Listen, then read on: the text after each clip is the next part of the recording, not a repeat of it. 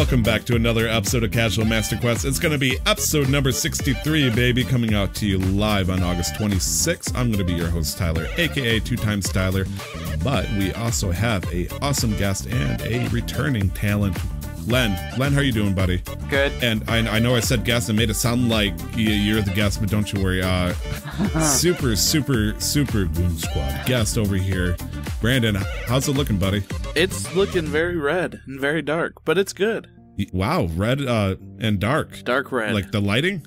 Oh, dark red. Yeah, no, as soon as you asked that, I looked up. I have a pachinko machine behind my monitor here, and I looked up, and all of the normally silver metal is just blood red right now. So, you know. Oh, jeez. Things are going good. Man, this was the week of birthday parties. Oh, yeah. Look at you. You were celebrating a birthday party for your nephew? Yep. He's turning 4 on, oh, God, the 29th, so. Okay. And you celebrated by trying to make some kind of Mario Party themed birthday for him, right? Yeah, we had a whole bunch of mini games, and obviously it was a whole bunch of Mario themes. The cake and the ice cream were all Mario and stuff like that. But we had some really cheap mini games, like we had a cool racetrack, and I had a Mario, Luigi, Toad, and Yoshi car, and pick a duck game, and stomp the Goombas. I sent you the Snapchat of the Goomba. I sat here and drew faces on Goomballoons. I drew Goomba faces on fucking cute. 100 Goombas, I think. So I got at the end, it was good as drawn. It looked like, I was like, if I was your nephew's age, that would have been magical for me. Yeah. I was like, oh man, I like Mario Party, but real life. Was there any stars or anything given out, or? Yep, we had, they got medals. The pack that we bought had Mario Party medals, and so they had the characters on them, so they got to pick their favorite characters if they won. No participation trophies. Start them young. Right. We did have star sandwiches, though. Jamie made some PB&Js and cut them into stars, so it was a lot of fun. Nice. I saw that you dressed as Mario. What did your nephew dress as? He just had a Yoshi shirt on. It was kind of hard to get him to dress up for it, He may be turning 4, but still. I will say, though, one thing that I kind of felt a little bad about, but not really too terribly bad, his dad asked, what should I get him for his birthday? And I was like, well, Jordan's been really playing my Switch a lot, so maybe a new game for that. And he's like, okay, what game? And at the time, Jordan was really into Pokemon, so I was like, well, you could get him, Let's Go Pikachu, so he could play around with Pikachu and, pet him and catch Pokemon and stuff, which is also a game that I've been wanting to play for a while. So I was like, Let's Go Pikachu? Oh, the Switch game, right? Yeah, so it's I kind of felt a little like I was taking advantage of it, but yeah, you're giving initiative with ulterior motives, right, if you will. And I got a Mario Kart. So nice. I know he's going to like that, and I've been wanting to play it, you got him Mario Kart, of course, yeah. Well, once he gets his Switch when he turns 5, they'll be his. Oh, of course. But until then, they're cartridges, so... Right. But anyway. What's in the family stays with the family. I actually had my own birthday party going on for my nephew and niece myself. Yeah. And nephew turned 6, niece was turning 3, and it was an interesting experience because my family relations is a terror right now. But, hey, cats and dogs do great together when there's, catnip and vodka. Well, there wasn't actually either of those there, thankfully. But I got disappointed now. Or I'm disappointed. I know, I was very now. disappointed. I honestly have been staying away from liquor like the devil, but I'll come in here every now and then. But I managed to have the joy of dressing my little niece up as a princess. Got her, it turns out when she came over to my house, I didn't really have anything for her, but sure as shit, she snuck around behind my computer chair and saw my My Little Pony collection. Oh. And started playing with that. I'm like, this makes sense, I guess. This is awkward, but this makes sense. And so in my head, it's like, she's 3. She doesn't need video games or anything like that. She just wants to have fun with her imagination. So I got her, a princess outfit with Amanda, and then I got her a couple of Beanie Baby style things, and she loved it. I didn't wrap up the Beanie Baby things though. There were 2 puppies, and so she saw them immediately amongst a pile, and she magnetized towards it and grabbed them right off. And I'm just imagining my sister's her levitating towards the table, just floating towards the toys. Give me them fucking dogs. And so she grabbed them, and I'm like, yeah, they weren't wrapped. She can have them. And so she looks at him, and she, there's a golden lab and Australian shepherd puppy. And she looks at him, and I'm like, okay, she's gonna run around and play with him. She walks up to her older brother, and she's like, here, you can have this one so we can play together. And it's like, oh. Right? My heart. Yeah. My heart, be still. And for him, I actually had to wait until like everything was completely done, because I know the moment I handed him my gift, he was gonna be comatose.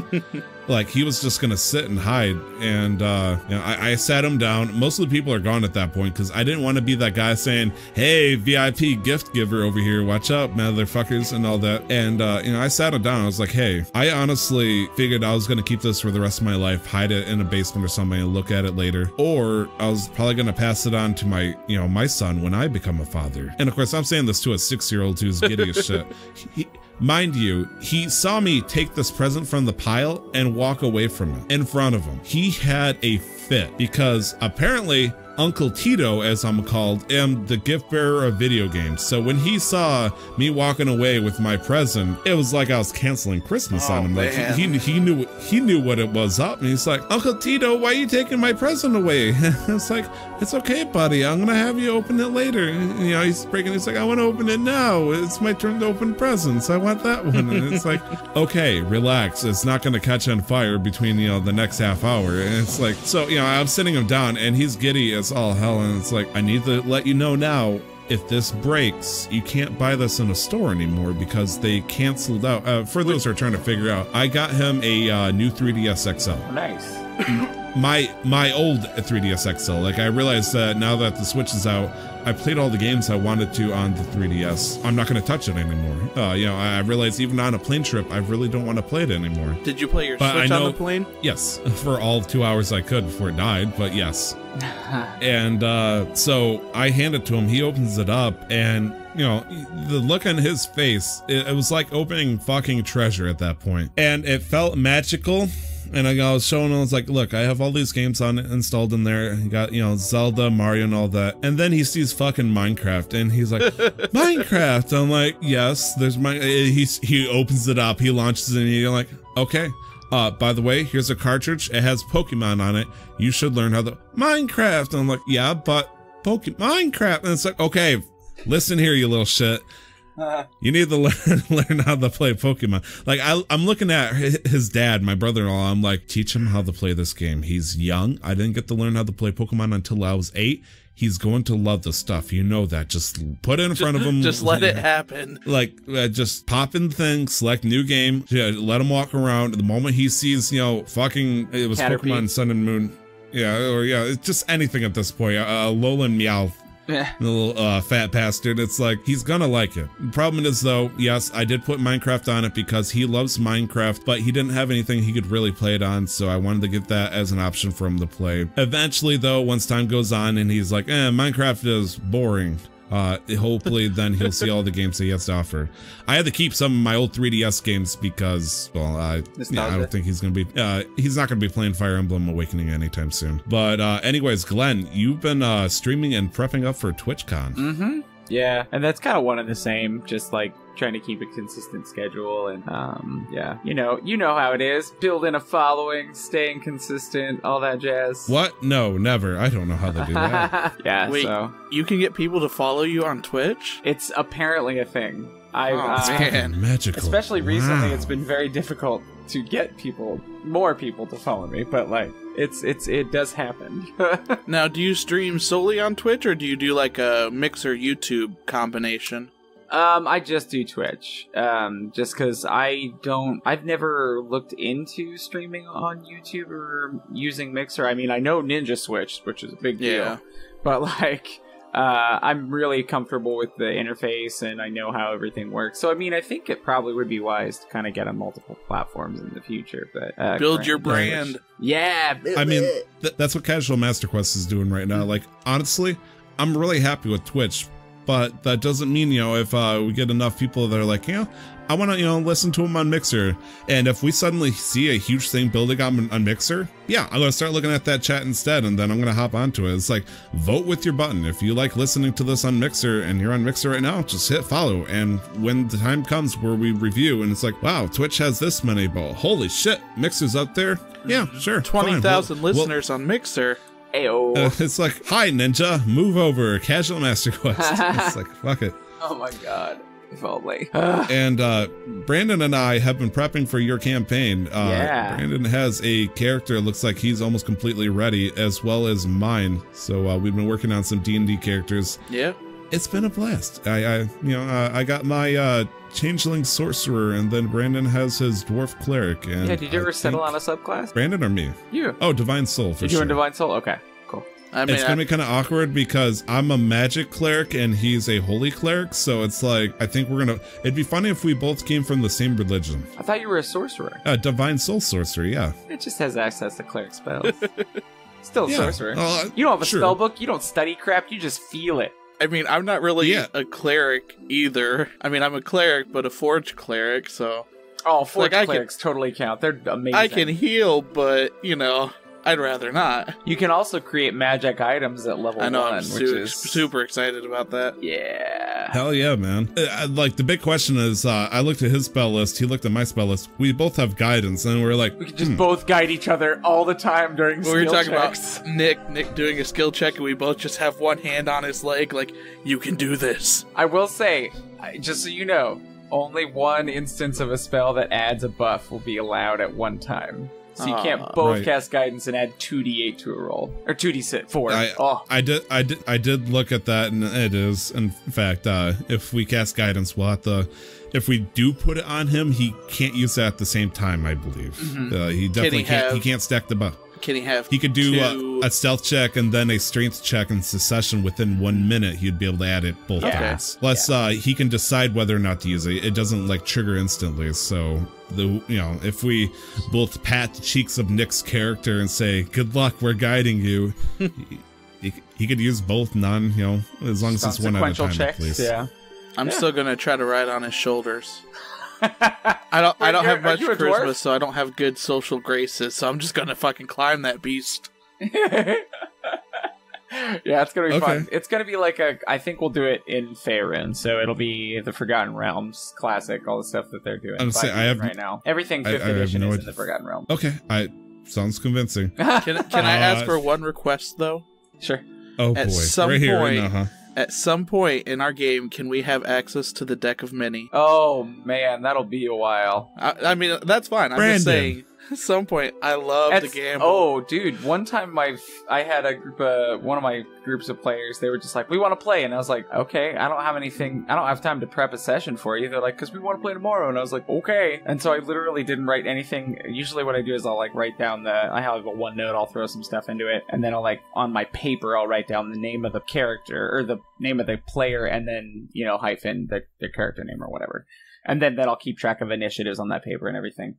All I did was write that down. I came in with no notes, and I said, you go to they were like, we want to go shopping, because that was the only thing they knew they wanted to do. And they were given a deck of many things by a ghost. The way I explained it is what one of the characters experienced this ghost or whatever, and nobody else could see her, and she gave her a deck of many things. It was only a half-full deck, but anyway, anyway, tell the audience here, what is the deck of many things before we continue here? It's a legendary magical artifact that can either be in half or full size, and within it are cards. Much like a tarot deck or something, because they'll have symbols like sun and moon and, the night and the death and all that stuff. And when you draw them, you are bound to whatever the effects of that card are. So it could be anything from gaining 40,000 experience points to being locked in a demi-plane. Banished to the Shadow Realms. Yeah, you're just gone. Or you could inherit a castle. That's my favorite one. But yeah, they ended up inheriting a castle, so that made for a lot of plot. It was just you know what? What's an automatic plot device creator? Right. A deck of many things. But they were level 9 or 10, so I wasn't too worried about throwing it at them. I don't want session level 1 deck. Boom. You look down and there's a deck on the ground.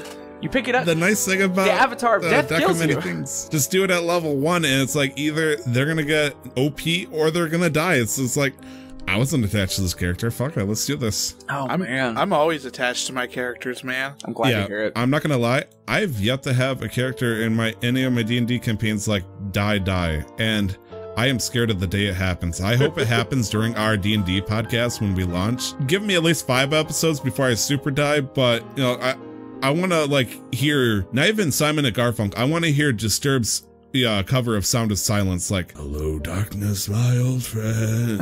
Just, you know, I'm just waiting when we get into that session and everything's going good, and then all of a sudden you hear the music change. Like, oh shit. Oh no, I only have 8 health. Come on, guys. Yeah, we're gonna be doing it for Roll20, so I can play some music through there. Yeah, that is mood. True. Yeah, I've got a subscription to Sirenscape, so. Ooh, nice. That's good. That's very important. It's like you laughed right after. You know what it is? Or you don't know what it is? No, I don't. Oh, okay. It's like a custom soundscape thing for DMs where you can either use presets or you can create custom sound sets where you're like, I know they're gonna be in this cave with this type of monster. You know, and this needs to be aesthetic, and so you can bring in different music and different creature sound effects, battle effects, you know, aesthetic like cave dripping, water from the ceiling. I have to look at that. It's also royalty-free music that you can use with Creative Commons and podcasts. So if we do that in the background, we could just say,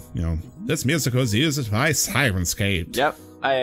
For Ready to Roll, the live DM for a live play D&D podcast, and we, for the first like 40 or 50 episodes, used that. Now we have a guy who was just like, I love this, and I'm editing, so I'm just gonna write the music. So now it's all him just literally sitting there with his guitar. He's a professional musician. He's crazy. So. And lastly, I forgot to introduce him. Nick, how you doing, buddy? Oh, that's right. That motherfucker is not even here. So anyways, let's talk about what we've been playing. I'm sorry, I shouldn't do that. Nick's in the UK. Anyways, let's talk about the video games that we've been playing. I was about to say Nick again. Wait, I don't get to talk about my pain and suffering? Okay, fine. Talk about your pain and suffering. Jesus. Oh man, so I'm on vacation now, and before I did that, I had to work for 8 days straight, like just constant working, and we had a boost week, which means that we had sales on our pizzas, and so it kicked my ass the last 8 days, and so like I'm sitting here even now, like my lower back's hurting. It's like I don't want to be sitting in this chair. I'm ready to get up and move, but as soon as I stand up, it's like fuck, my legs are hurting. So yeah, I just wanted to talk. I wanted to complain, Tyler. Okay, it's cathartic. No, that's perfectly okay. This is the podcast where we like to complain about video game tropes and news. And oh, the motorcycle. The hell was that? Oh, do you guys hear that too? Yeah. It's so awkward because I was gonna say usually it's Glenn with his hot rods, but I think that was in fact a motorcycle over in my side. It wasn't me. I know, Harley Davidson. I know, it was me. I know. So, Brandon, go ahead and keep talking about your pain and suffering. Talk about team fight tactics. Let's really dig into that. Yeah, pain and suffering and team fight tactics. So, the meta changed. Basically, have I talked about team fight tactics on here? I think I did. No, you haven't? Sure, go ahead. It's an auto chess game. Basically, it's all about building up your units to be able to fight other ones. It's a strategy game. We won't get too far into that, but basically the meta changed, and apparently I'm terrible at it now, so I went from really high ranking to like average ranking, and now I don't want to play the game anymore. It's a terrible game.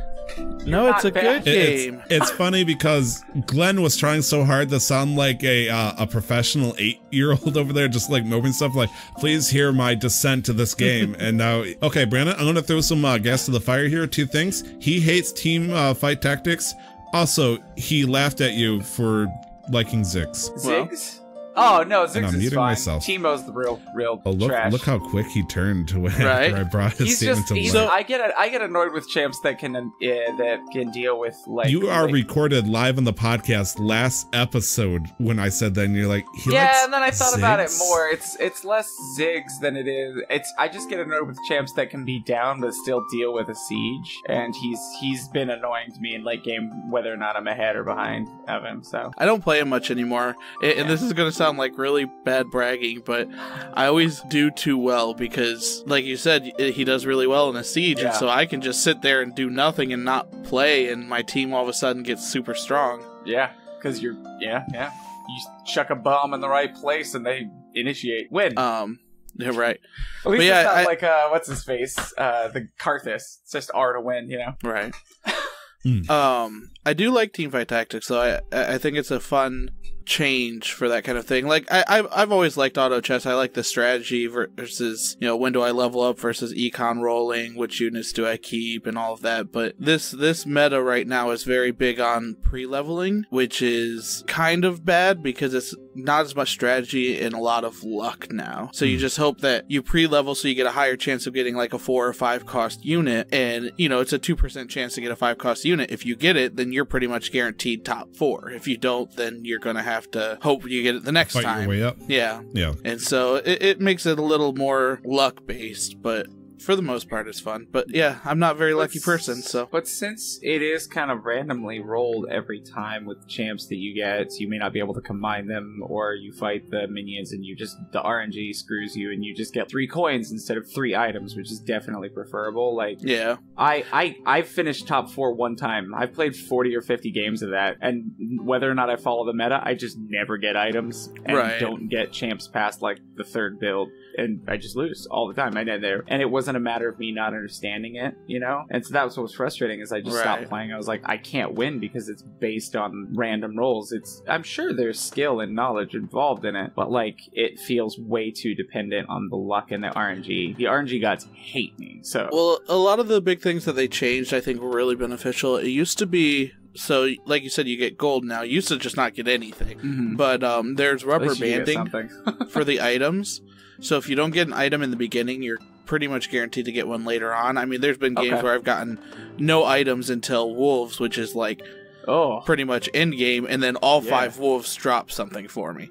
Okay. Jesus, okay. And what's nice about that is, you know, you're getting your item finally, but a lot of, like I said, with the pre-leveling is you're building your comps around the items you get versus the units you get. But so what if I they already don't have match up, right? Like, so if I already have like a noble comp and it wants to give me something that's good for bruisers or for brawlers, then it's like I guess I either have to try to guess I either got to change or put suboptimal items on. Yeah. But, like I said, you know, I got up to almost diamond, and then this new meta came out, and I'm dropped down to gold again. It's like, okay, well, I guess I'm done playing for a little bit. It's not good enough, damn it. I've been trying to get a gold in regular league for this whole freaking season, so. I'll tell you what, as soon as I got to gold or higher, I changed my banner to the Teamfight Tactics banner. Nobody needs to see my Iron 3, 3v3s.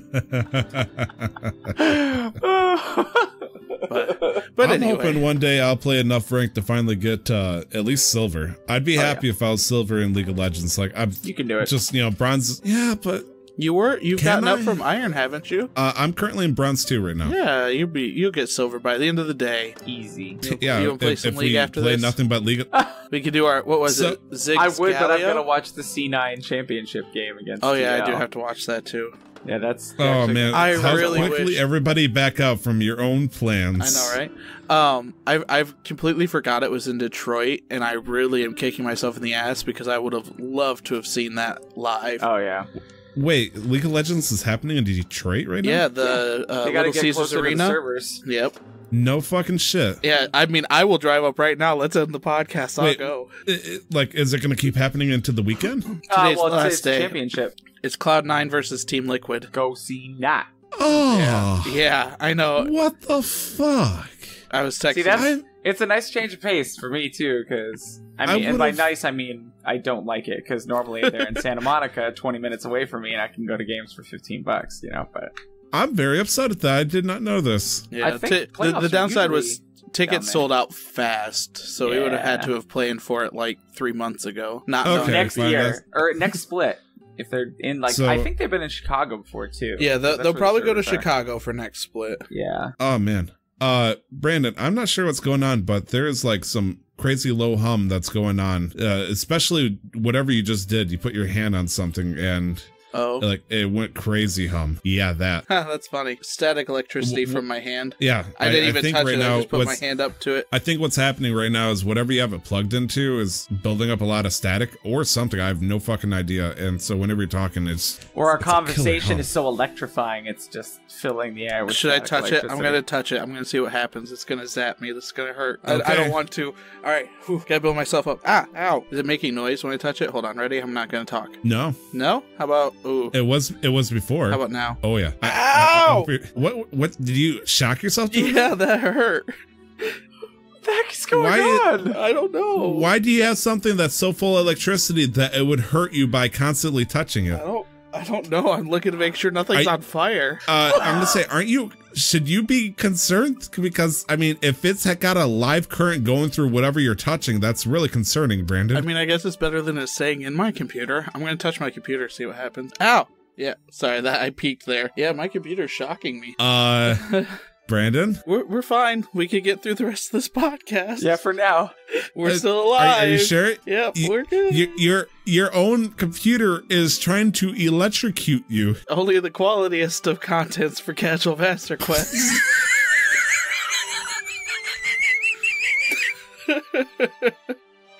I don't know why it's shocking me, though. That's weird. I'm heavily concerned, dude. Okay. So it's not shocking me when I'm touching the case, but the screws, like, you know how you have those big metal screws for your panels? That's shocking the hell out of me. Yeah, that's dangerous, dumbass. What are you doing? I don't know. This is a new development. This is brand new. So after the podcast, just shut it down. Yeah. You know, please. I wonder, so I put in that hard drive that you got me 2 days ago, and I'm wondering if... Do you think maybe, like, there's a loose wire touching the frame or something? I have no clue. I can't even... I was trying to think of any kind of reasoning. It feels like it's not grounded, so I'm wondering... I mean, it sounds like the ground is coming through your mic right now, if we're gonna be honest here, but yeah, sure. Well, I'm sorry, I didn't even notice. I mean, it's something we can cut out in the audio. It's just... Damn, like, it got scary, especially when you touch. Screw audio quality. Yeah, what the fuck were you touching originally that shocked you? Like, in the mic or on my computer? When you're touching something right in front of you under the camera. Oh, that's my mic. I'm gonna do it again. Ready? All right. Your mic electrocuted you? Yep, ready, here we go. Ah! But it keeps, like, it's not like a shock, it's a constant stream of energy. It feels, I wouldn't say it's like tickling, but that's what it feels like a really strong tickle. Like, oh, you know those zappy pins? Have you ever done that? Like when you push the pin down, that's what it feels like. And that's going from your computer into your fucking microphone. Yeah, because that should be run through like a rubber wire. Let me try this. All right, so my floor, I'm down in the basement here, so my floor is cement, but I have a carpet down for most of it, except underneath my desk. So I have my bare feet on the cement here. So I'm going to lift my feet up and tell me if it does it here. All right. Well, I mean, I guess I can feel it. Hold on. I got to, like, balance here. What's your address again before you... It's not zapping me.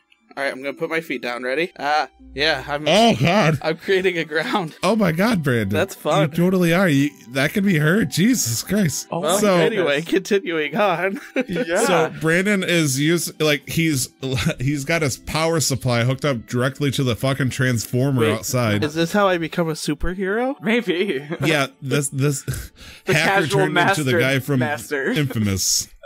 Anyway, sorry about leading us down a path like that. League of Legends. Are you going to become a storm sorcerer or something? Is this how this goes? Just start calling me Zareth. Shit. So League of Legends. I'm still hung up over the fact that you have like a live wire computer right now that is more than happy to shock you, not from the computer itself, both the computer itself and the microphone it's attached to. Like, yeah. Jesus Christ, Brandon. I wonder. I'll have to test that when we're done. Like, obviously, as long as I don't touch anything, it's fine. I don't see any fire or smoke or anything. So yeah, that's exactly how that works, right? I guess. All it takes is like a wire to fall down. Okay. Well, anyways. all right. So anyway, so I said I installed that solid state 2 days ago, and my computer's been taking a long time to boot up, like longer than usual, because I have a solid state on my operating system, and so I'm wondering if those two are connected now. Originally, I just thought, I haven't optimized the new hard drive, so my computer's, not recognizing it, so it's taking an extra minute to do everything. So, but now I'm curious. Yeah, maybe the fucking solid state or hard drive or whatever is housing Electro from the Spider-Man verse. It's like, what the fuck, man? Wait, which Spider-Man? Oh, God. League of Legends. Glenn, is there anything you'd like to talk about it? I have way more fun when I'm playing with friends. That's the biggest thing. I had a full session where I know afterwards you wanted to flick me in the nose after my stream because I was just being a big old whiny baby. That's all right. I did the last time I played with Tyler too. Oh, but I did it for 7 hours on stream. Like, I'm not even sure if you went vulgar, but you went like Christian vulgar. Like, you're angry. Fucking chewing them out. So you also have been playing more of Ark? Yeah, just expanding on the castle. We're gonna tame some beavers soon. That sounds Is that what you very were shooting sexual, the other but I day? gotta... What's that? Is that what you were shooting the other day? They look like big skunks. Yeah, skunk beavers. Yeah, skunk beavers. They're called castrates, which just sounds like an STD or something, but... Sounds like a Roman emperor. Yeah, there you go, one or the other. But in Rome. But yeah, so we've got this cool setup where we wanted to make it look like a village around a castle, so we've got our key big ol' wall, and then all these different buildings that are basically serving as holding pens for different types of dinos. You know, I'm most proud of the wolf pen, which is really neat. I know... Isn't there an update or something coming out for it? I've got a couple friends who play and they were talking about it. There's a new set of updates, actually, I think coming out in November or December, the first one. So you can get the season pass for like $30 and get an update in November or December, and it's like a new island or whatever, a new arc. And then another one's coming out in the same winter. So before our January, February, somewhere in there. Yeah, okay. It's like $30 for both. It's pretty great. And then that was like right on the back of the Valguero release. So they got this new fan-made, thing, just like Ragnarok or The Center, which is, I really love that Wildcard lets them do that, because that's awesome to allow the fans of your game to kind of put back into it and actually add lore and creatures into it. That's really right. Neat. But it was a great week where they were just like, all right, here's Valguero. It's awesome. Here's some new dinosaurs. Also, it's massive and awesome, and here's an announcement trailer for the next two things that are going to drop, and you're just like, oh. Sorry, you just reminded me of another announcement trailer. What's that? It's not on our list. Kerbal Space Program 2. Kerbal? Really? Yeah, I'm super excited. So basically, from what I gathered, and I didn't look it up enough to say for certain, but they're remaking Kerbal into this new engine to be able to expand it. Because when they first created it, they weren't expecting it to be, just as big as it is, and so they did their latest patch, which added like hinges and extender arms and stuff like that, and then they realized, well, we want to add more, so they're making a second one with more planets and more biomes and stuff on these planets, as well as a better... Is this game like No Man's Sky, or...? This game is more like build a rocket sim. Oh, okay. So basically, as it is for Kerbal Space Program 1, I don't know for the second, I know they want to update it, but for the current one, it's, you start off building a rocket that can just launch. Like, that's all you can do, you can just launch. You can't orbit, you can go maybe 500 feet in the sky and then come back down safely, and then you do that a couple times, then you start, safely, right, and then you can unlock bigger boosters or bigger fuel tanks or better fuel, and then eventually you can get into orbit around the Earth or the Kerbal, and then you could get to the Mun and then the other moon that they have, and you just progress like this. But it's heavily modded, and that's what you reminded me of. Like, there are mods that people have put in this game that Kerbal has been like, or the people who make Kerbal have been like, oh, this is great, let's put it in the actual game. And so now they're getting to the point where they can't just add more of these mods because the game can't handle it. And so they're making a new Kerbal 2, which is like Kerbal 1.5. But it's I'm super excited for it, because I always like playing Kerbal, and I love watching it more, because you have to be smart to play it efficiently. Like, you have to worry about your delta V and how much solid fuel you have going up into orbit and your weight and everything. It's like, I don't want to deal with all that. I just want to build rocket ships. But I love watching people play it. The one guy that I like watching, and you might have heard of him, Giant Waffle. He usually streams Minecraft and stuff, but he'll do Kerbal Space Program. And he's got a giant whiteboard behind him, and it's just got all these equations on it. He's like, all right, we need this much solid fuel to get this much delta V to be able to get into orbit and get back safely. And it's like the guy from fucking Back to the Future. Right. It's just so fun to watch. So I'm excited for the second one. And I didn't mean to go on that tangent. Do they have so is the idea that the rockets are self-landing like Elon Musk's rockets? No, you can control everything.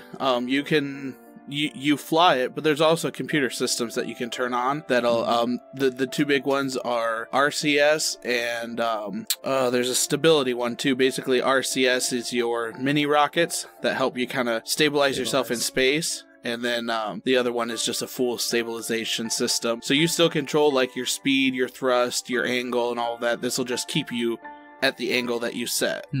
And so you can add maneuvers when you're in space, and you kind of line it up. So like, all right, you want to go to the moon, so you take your maneuver and you kind of turn it a little bit, and they'll tell you, all right, you need to angle this way and burn at 50% for 3 seconds. And if you miss that, then you gotta readjust your maneuver and do it again. Yeah.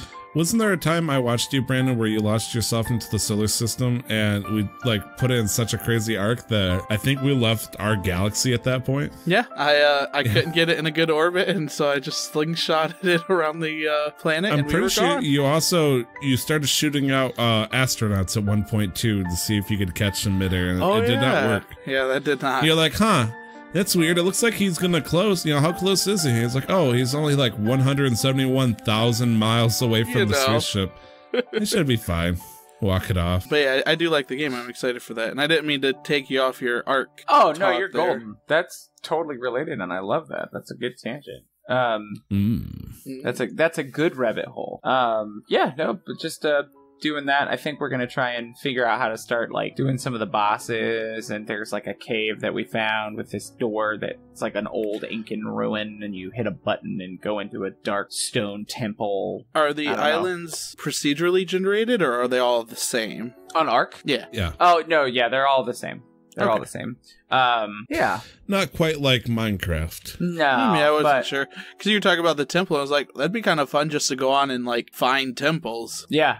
Well, that's the thing, is the maps are so massive that a lot of people just spend their time searching through the forest for secret stuff. We found a cave, because all of the free DLC, the stuff that people create and then is basically Wildcard goes, good job, and then they put it out as a server for everyone. All of them are based in one of the official servers. So this is the first free one that was based out of Aberration, which all took place underground, which ironically enough, I played my first 20, 30 hours on the server, and I was just like, where's Aberration? And we found this cave, and we thought it was an artifact cave, because it wouldn't let us fly in.